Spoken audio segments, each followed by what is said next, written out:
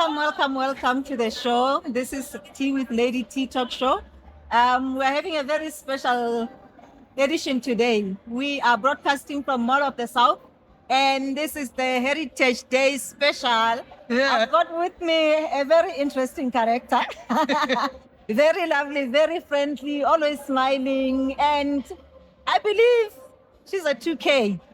So she Okay, looks I'll like just, a 2K I'll just, to I'll me. just accept being a 2K because gay don't crack. So we'll just stay there in the 2K. So yeah. Anyway, yeah. I'm loving this space. We are actually exhibiting a lot of things here. The market has got a lot of exhibitors.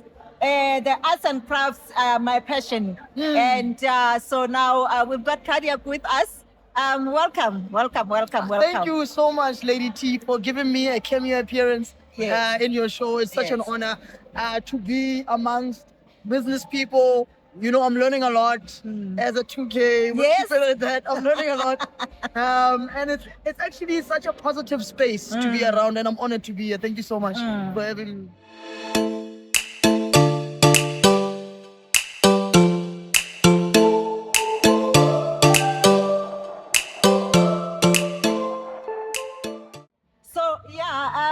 Today, like I said, we are having a very special edition for the Heritage Day, and we are just trying to see how the event has come from the original space where it used to be called Shaka Day, right? And Heritage Day, yes, and to when it is now called Heritage Day. So we were just discussing earlier with my co-pilot for the day, because we are going to be bringing in a different guest throughout the show.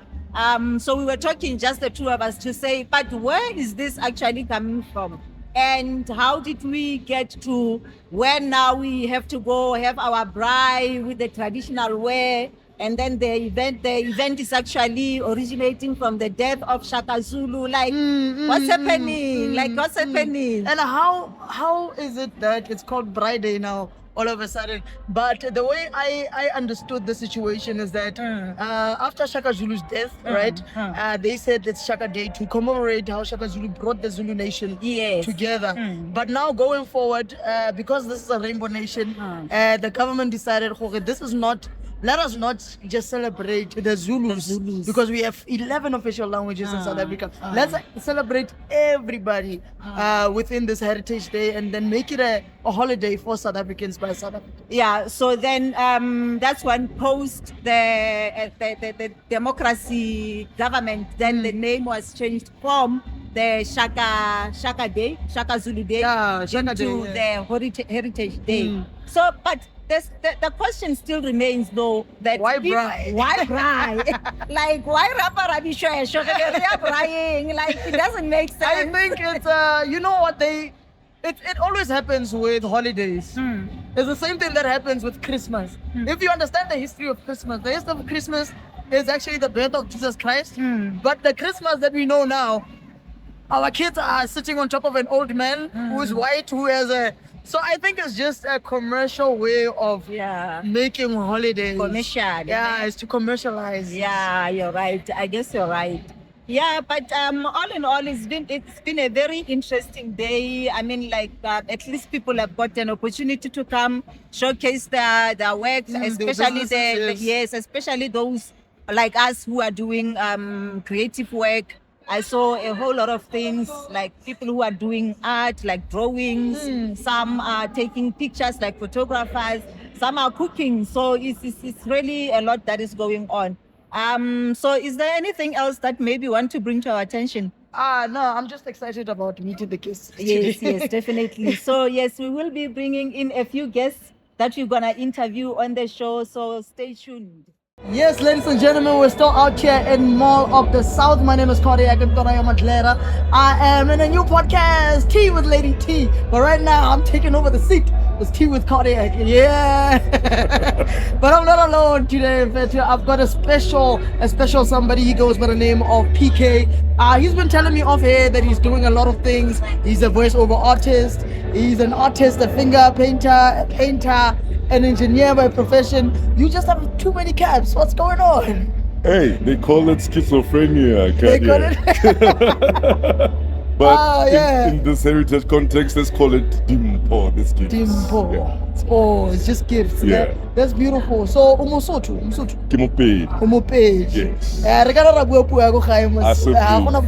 Possibly. Even better. I like the way you operate thing. Yeah. I think the first thing that I noticed about you as compared to other artists, I saw you painting there, and I'm like, this guy, he has a particular sense of dressing, even though his painting, he knows, you know very well that Without a doubt. So what's that train of thought in that? Well, it started off as me wearing the best clothes that I can wear to paint with. And it ended up being about 12 suits later. They all look like this. They all look like this? Yeah. So what is don't you regret at the end of the painting session where you are dressed in your Sunday best and then you have lost the suit? I think I've lost even track of what I've painted on. My wife is the one that's full of regret. For me now and the kids, we're enjoying it. Yeah, the kids obviously, they're having a good time. They can get dirty with daddy. That's fine. That's amazing. So in terms of being an engineer and being an artist at the same time, how do you balance these two worlds that you could say from another point of view are kind of contradicting each other? Because an engineer is a very serious profession that requires time and skill, and also an artist, it requires a flexible mind. You can't be rigid as an artist. So how do you balance these two people? I think I'll compress the story really quickly. I actually have been painting for about 30 years. So I started off when I was like 9 years old. And I told my parents, Baba pedi hore kinyakoba motho botaki. But not in our roof. Drugs, alcohol, homosexuality. They literally stopped me from about 3 scholarships. Yeah. Cape Town, New York, Paris, in a space of 13 to 21. Yeah. So I ended up doing engineering. And to be honest, no regrets, because the creativity that comes with Utakibo has actually been quite amazing, because in the 20 years that I've been an engineer, I've gone from a junior industrial engineer to an executive director. Oh, that's beautiful. That 20 years. So you've actually elevated in both spaces of your life and moved them simultaneously. How would you advise the youth out there in terms of that? Because a lot of us, when we're passionate about the arts, we just want to focus on the arts, and then 50, 30 years later down the line, we're struggling artists. How do you then advise people like us? Oh, Kadiak, you raise a very crucial conversation there. Art is not a joke. It's not for passion's sake. You tend to get it twisted to say that kita bona kopile. No, it has KPIs, there's key performance indicators, it is a business plan. It's very serious. It's a very serious endeavor to embark on, because not only is it something that is creative, I believe it's a responsibility, because with art, you're basically translating what is within social spaces. It's across the board. It even covers in engineering. Look at the Mall of the South, for example. For us to get to this building, there was an architect who started in abstraction. From that abstraction, created a design. That design became a plan. That plan became this fruition. So engineering could not even exist without where one. Hey, that is beautiful. Yeah. That's an artistic way of thinking about it. In my perspective. And to be honest, in the time that I've spent dabbling, fighting this duality, they are very different in their perspectives. But to be honest, it's like ice cream and archer. They both play their roles. And art should not be treated with soft love. It's a big responsibility. Hey, but anyway,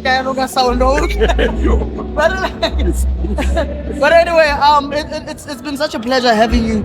I think my last question is to flip that coin and say, I know so many people that are gifted artists from a young age, but life has moved them from a direction of art to a direction of 9 to 5, and they end up miserable in their 9 to 5s. How would you advise a person who's 40 years old, who's left the arts 10 years ago, to say, tap into that inner child? Wow. Hey, that's beautiful segue that you took there. It's very important, I think, to live in congruence. What we think, say, and do should be aligned. Intention is everything. If the intent is to be famous, it's already on the footing of, bobebe. It's built on the sand. Solid ground is doing something you love, whether it's 3 o'clock in the morning, whether you're getting paid for it or not, it becomes who you are. I've been doing this art thing for so long that I don't need anybody to pay me for this. Hence, I've actually used the engineering. Over time, I discovered the engineering can be a self-funding prophecy for this art. So they must just decide that they want to do this by Kane and just go into it and not look back. I can only say that in gist. That's beautiful. Yeah. Thank you so much for coming to the show. We hope to have you again, maybe at a later stage, but we'll exchange details. Without a doubt. Yeah. Thank you. And thank you so much for tuning in, guys. It's a wrap. Good afternoon. This is Tea with Lady T talk show. We are today broadcasting from the Mall of the South, and we've got different people coming through.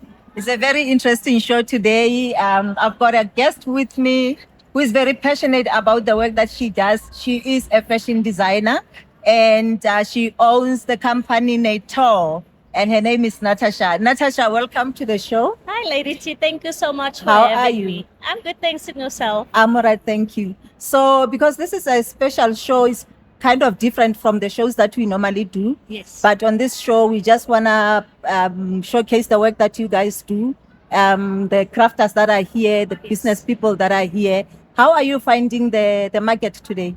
I find the market very, very, you know what? It's great exposure. It's networking. It's getting your name out there. It's meeting new people. It's connections. It's collaborations. Yes. It's amazing. Okay. And can you tell us about the work that you do, the designs? What do you specialize in?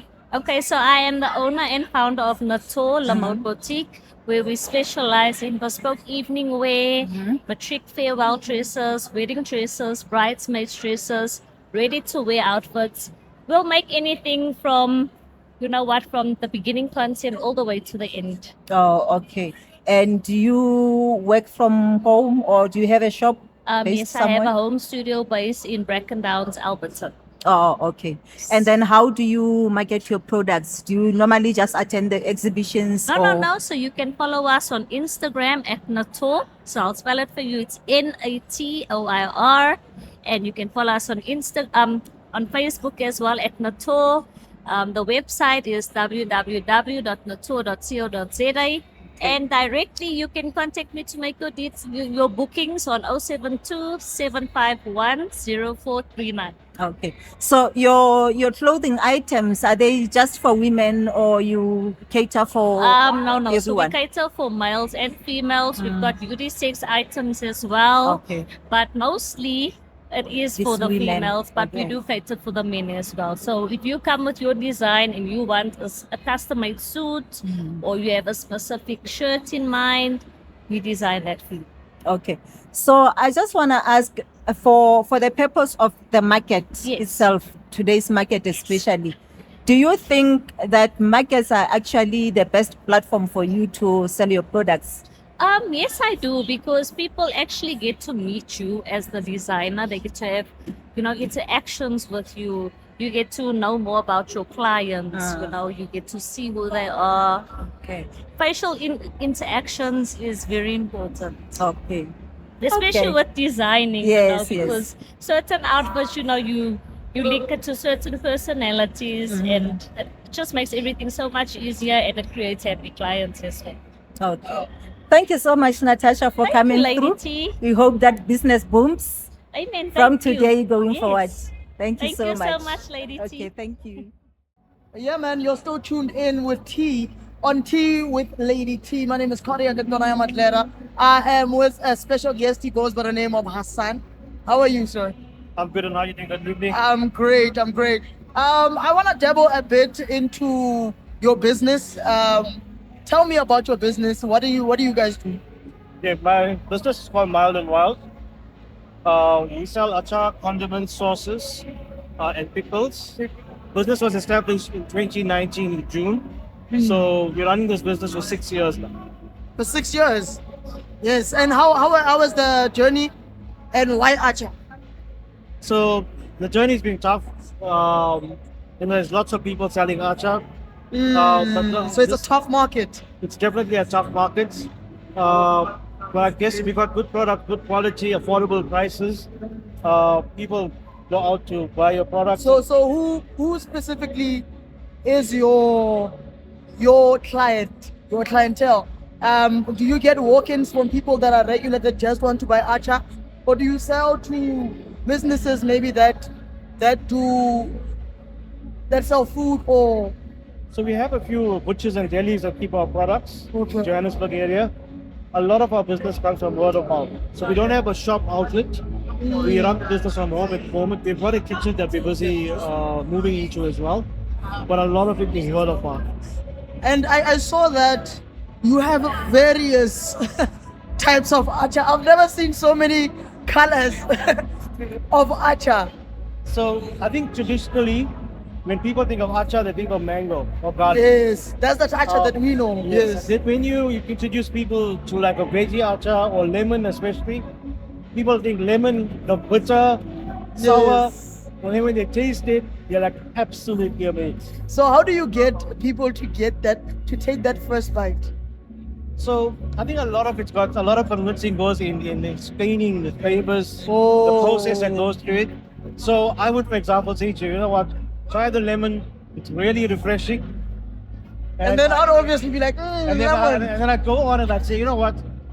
I know you're thinking bitter. I know you're thinking sour, but just give it a try. Just have a little of the sauce, and then the minute you put it in your mouth, the flavors just pop. So give me the 5 achas that a person wouldn't immediately think of this as an acha flavor that you guys have. So we've got the lemon definitely. Number one, definitely the lemon. You'd never think of it. We got the jalapeno relish. Jalapeno. Yeah, it's a relish. Borderline acha relish. Goes well with burgers, hot dogs, horse rolls. People love that one. I can taste it. that's Jalapeno must be very hot. Not really. It's got a kick, but you get the sweetness first. So when you taste it, you get the sweetness, and then you get the kick. Then we've got habanero acha. That one is for people that like hot stuff, right? So typically when people taste it, they're like, no, I can manage this. And then they just feel the heat rising. The ears get warm and the head starts to scratch a little bit and then it's hot. Yeah. Then we've also got a very nice curry chili. So it's whole Thai chilies, the nice masala. That one goes really nice with roti wraps. Then we do have the traditional stuff. We have the mango, but we got a traditional mango acha. Not a lot of oil. Very nice profile. You taste the mango. The one thing I always say to people, when you eat a mango acha, you have to get that sourness. You know? So you got that sourness, you got a little bit of sweetness, nice flavor profile. Cool. So since we're celebrating Heritage Week, I just want to know from you, what do you think about Heritage Day, and what stands out for you when you hear the word Heritage Day? I think when I think of heritage, myself personally, I just think a mash of cultures. Of national cultures. That's Yeah, a beautiful. mash of cultures, which is a unique part of South Africa. You know, like for example, in the Indian Muslim culture, you have the kurta. I've seen a lot of black people wearing kurta. You know, because you know how do you put it? I think the cultural lines are transparent from South Africa. And the one thing I appreciate about Heritage Day is that it reminds us of where we come from and where we're going to as a nation. That's beautiful. Guys, thank you so much for tuning in. That was myself, Cardiac, and I was with Hassan. Did I get that right? Definitely. Okay. Dumelang hape. Oh, it's a busy day today. It is such a busy day. We are still here at Mall of the South, where we are doing our special edition show. for the Heritage Day. So I'm here we're having another guest. This guest is gonna represent us in the Zulu Nation, but she's not wearing the Zulu outfit. Okay, my sister, please tell us who are you? Where are you based? The kind of work that you do. Earlier, I was at your stand and I saw beautiful work that you do. Thank you so much. My name is Dufusile Hatebe, based in Togoza. I'm from Togoza, but originally I'm from KZN. Oh, okay. Yes, but due to work-related issues and stuff, I'm based here in Togoza. I'm a crafter. Okay. Yes, I'm Zulu from KZN, but today I'm wearing Ndebele You're supporting culture. the Ndebele I'm culture. supporting- We are Africans. Definitely. We embrace each other, Yes. respecting each other's cultures and stuff. So yeah, I don't choose. Maybe tomorrow I'll wake up wearing Sisutu outfit because it's all about embracing who we are as Africans. Yes. Okay. On that note, since we are here celebrating Heritage Day, like I know you've already just highlighted, but in detail, especially Harisheba more Heritage Day is one thing. We used to celebrate it early Lesatila Shaka. I guess it used to be called Shaka Day. So since that evolvement, is Tanzania the same or has something changed? For me as a crafter, it still means a lot because it's all about who we are, where we come from, with history, especially since we have mentioned how the day started back in the years. Yes, a lot has changed in terms of celebrating. We live in modern times. We live in the 21st century. Things are totally different from different generations. So it's up to us as crafters. Hence, I've chosen this field to remind people of who Africans are, what we are all about, in terms of embracing, respecting. Because such things as I'm a crafter, I do beadwork and stuff, those things were done back in the days, But maybe before 1994, we never took some of our culture seriously, Now we are making fashion statement out of this. Everything has evolved and we have moved times. But the most important thing that you mustn't forget is that and everything that we do, these things, were back then in the days to embrace our culture, to teach batho hore sebetsi wa matsoho wa sebetsa wa phidisana. Yes. So I've chosen that field. Ngiyaphila ngayo. It's been a while doing this thing, and it's educational in terms of colors, meaning of design. Namhlanje sinendebele in beading. It started with painting. We have our painting and stuff.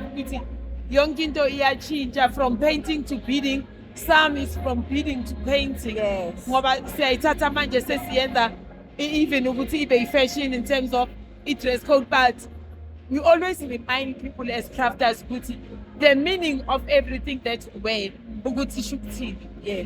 Like in Zulu culture, as I'm a Zulu person, now I'm still learning about Ndebele, and I'm willing to learn from other people as well. If as much as these days, this fashion statement because fashionable, we no longer wait for a Heritage Day. That's another thing that we are teaching our people. It's not all about waiting for heritage is every day. Who we are is every day. Our language is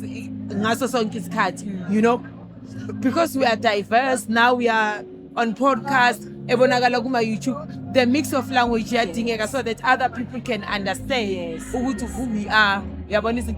As I was saying, in Zulu culture, we still teach. I hope you know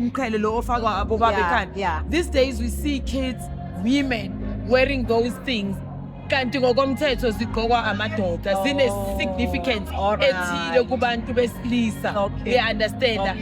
Zikhona izinto ezigqokwa abantwana, zikhona izinto ezigqokwa abantu abadala ukuthi from ukuba sebumncaneni mawuyintombi ugqoka kanjani, Yeah. isigaba sobumama Yeah. ugqoka kanjani, abobaba bagqoka kanjani. Those things we still teach. Yeah. Yes. So maybe as we approach our closing, so do you think that generation ena ya rona ne, because earlier ne ke na le mme Makwande, the one, the lady next to Violet, you, was standisela sepela how she's quite older. She was also stressing the importance of training and Yes. giving out the skill to the younger ones. Yes. So I'll take it as a scenario. Maybe Mama Nokwanda has taught us this generation.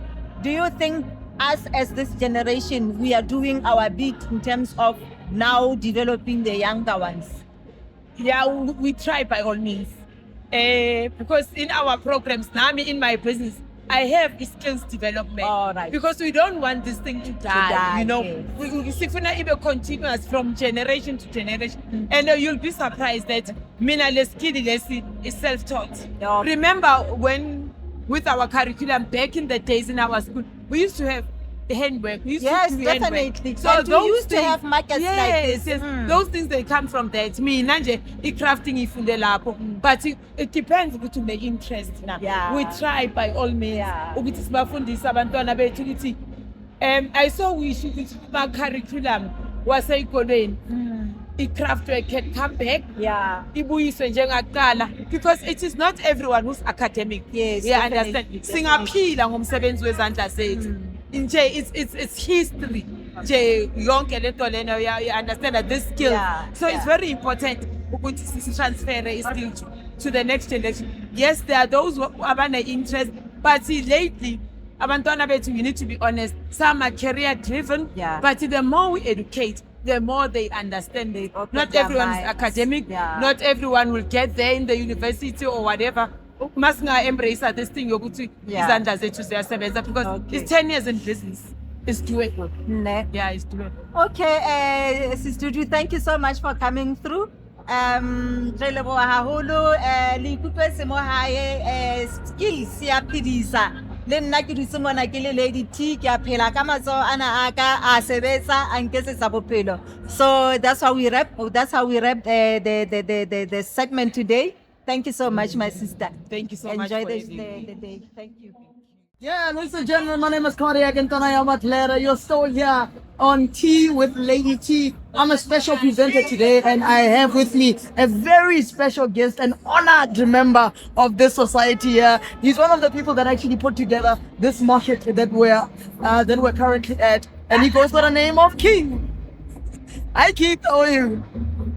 I like that your name is so friendly to me. You know, it's like you're my nigga. Yeah, what's up? Swag, you know, keep swag. Yeah, so tell us about the businesses that you have. Yeah, we are a business organization, Abosa, but I'm a former president of Black Business Council organization that overarching all businesses in the country. Repository with the president, family with the president on all business sectors. We have members of professional Patriots by member Robert Bubede, lot of business organizations, Black Lawyers Association, BMF. So yeah, we form BRICS, we're part of the European Union, and I happen to be an organized business president and putting sectoral leads in all the chambers and sectors across the world. You just speaking music to my ears right now. You were showing me pictures of your establishment, Keith Lifestyle, and I saw such amazing pictures. How did you come up with that vision of why that business? Actually, Keith Lifestyle Center was never a business for me. It was a center I developed because it was a TV studio, there's music studio, there's lodge, there's restaurant. It was to empower the youth to come and partake, do fashion show, do food, music, do content. I had other businesses I was doing decoders for multiple choice all over the continent. Nigeria, Ghana, I was manufacturing them in one of our businesses. I did ICT, and ICT is my stance, but Keith Lifestyle Center, it's a Youth Development Center. It happened to be a business by accident. By accident. So I have one last question for you before we wrap it up. What age did you make your first million? And what advice would you give that child the year before? Yeah, I made my first million at 32 years, and I was a dollar millionaire. Fortunately, I've traveled the world, worked in Dubai, worked in Asia, worked in Amsterdam, worked in Hong Kong, worked in Wan Chai, So the advice is patience, honesty, and the truth, and hard work, and just hard work, and believe in yourself. And the youth, and then today's youth, they are impatient. They want to make money through forex, and there's no money making forex. It's a scam. That thing.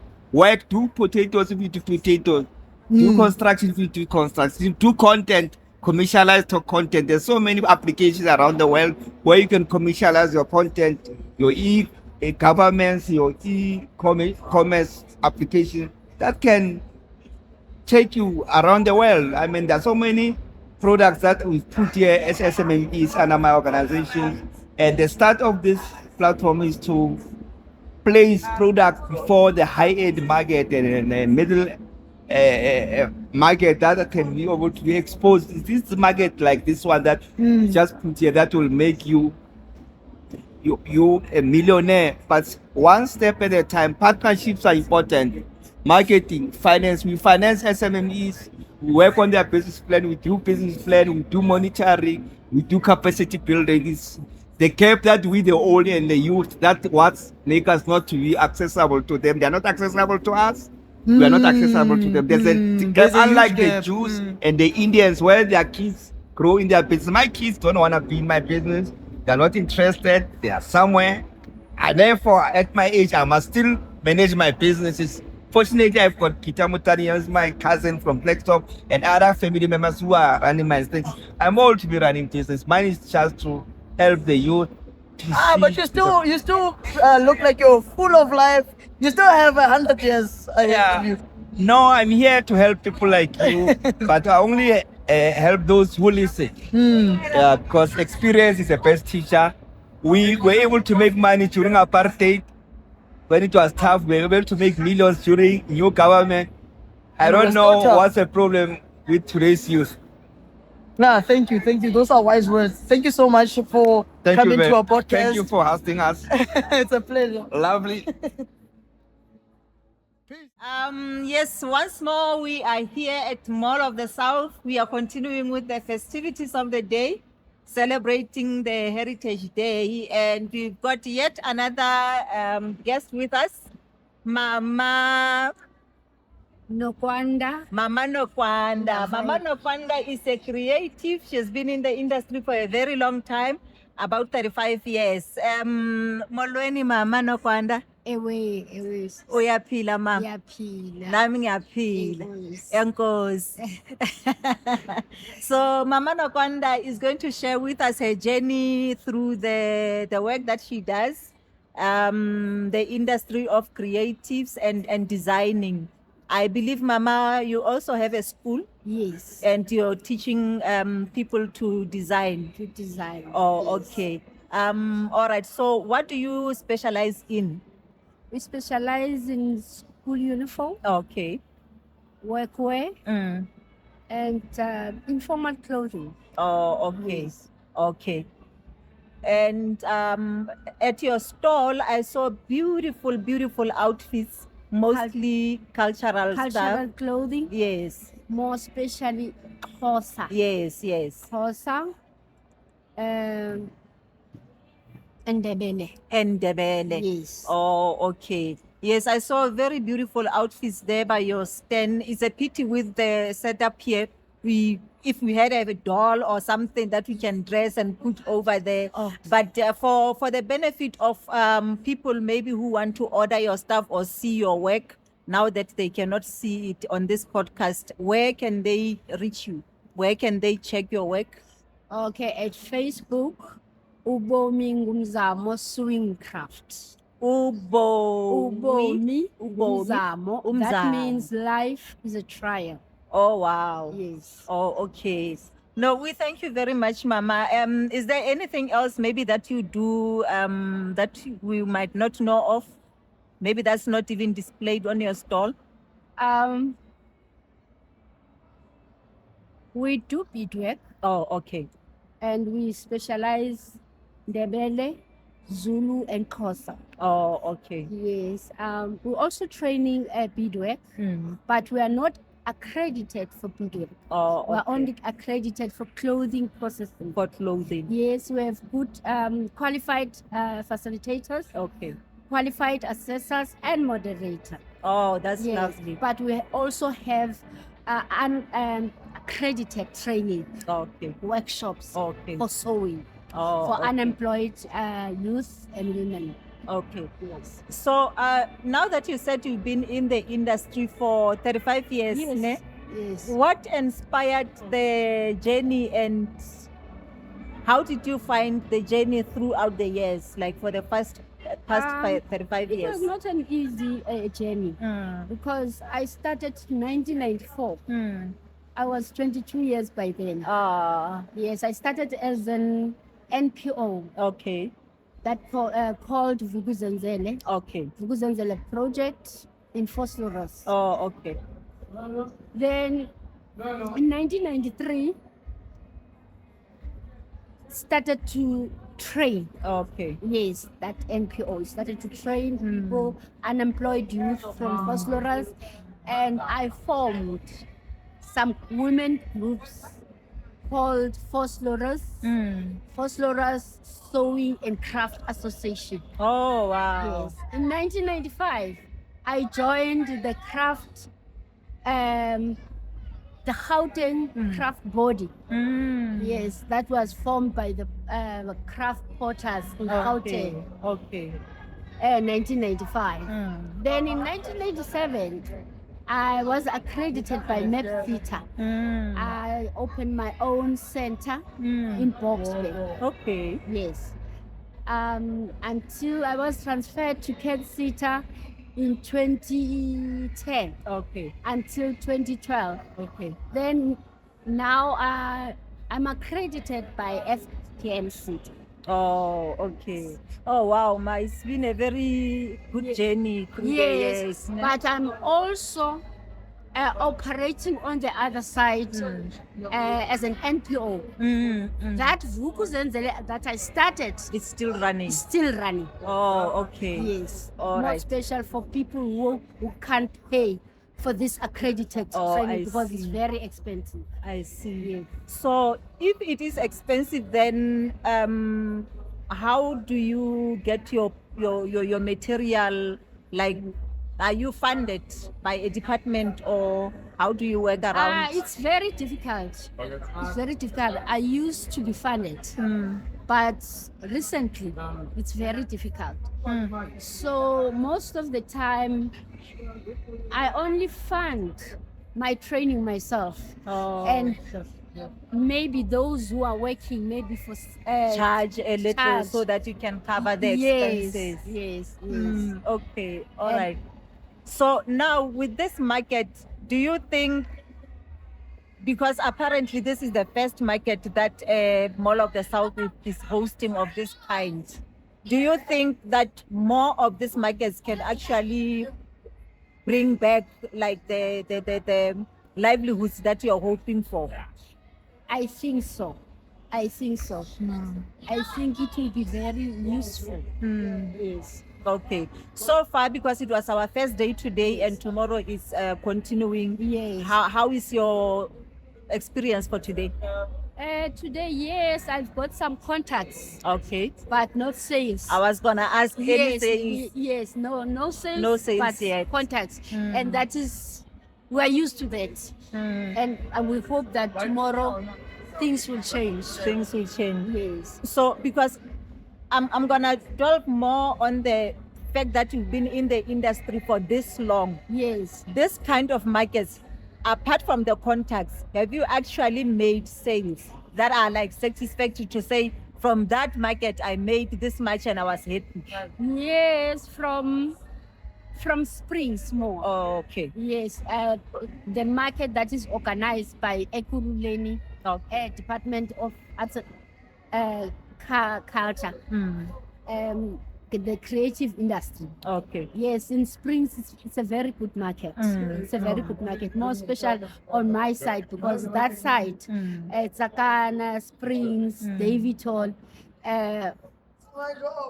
most people there are Xhosa. Oh, okay. Yes, So it's a good Xhosa, market for Ndebele, you. and they like traditional clothing. All right. So in closing, Mama, since today we are celebrating Heritage Day, how can you explain Heritage Day in your own words? Ibulela eng mo wena? What does it mean to you? Heritage, it's very useful for us because it restores our culture, our heritage, our richest diversity cultures. Yes. Yeah, our pride as South Africans. In fact, as African people. Yes, as African people. So now with what you're doing, like teaching young ones, even with the skill, is it a way then that you're using for preserving the heritage? Exactly. Exactly. As you see, our children are speaking English and they are moving bit by bit away from our cultures to the English or whatever that English we may or call whatever. it. Yes. So we are trying to preserve and restore and make it attractive, our culture, and modernize in some way so that they can like it. They can be attractive for the young people. Because we don't want our culture to die. It's very beautiful because it's our great parents. So we are trying by all our best to restore. Okay. All right, Mama. You have given us your pages for people to contact you next. Yes. Is there a number or the pages are fine? My number is 083 741 9448. I'm operating at the moment at Boxbay Creative Arts Center, number 44 Market Street, Boxbay. From Monday to Saturday? From Monday to Friday, sometimes Saturday as well. All right, Ma'am. Mama Nokwanda, thank you very much for coming through and making time. I know you've left your stand. And I was also scared. And you are also scared. Yeah. But thank you so much for coming through. I think we may release you so that you can go and make sales. We need sales. Yes, I hope so. Yes, Mama. Thank you so much. Thank you so much. Okay, bye-bye.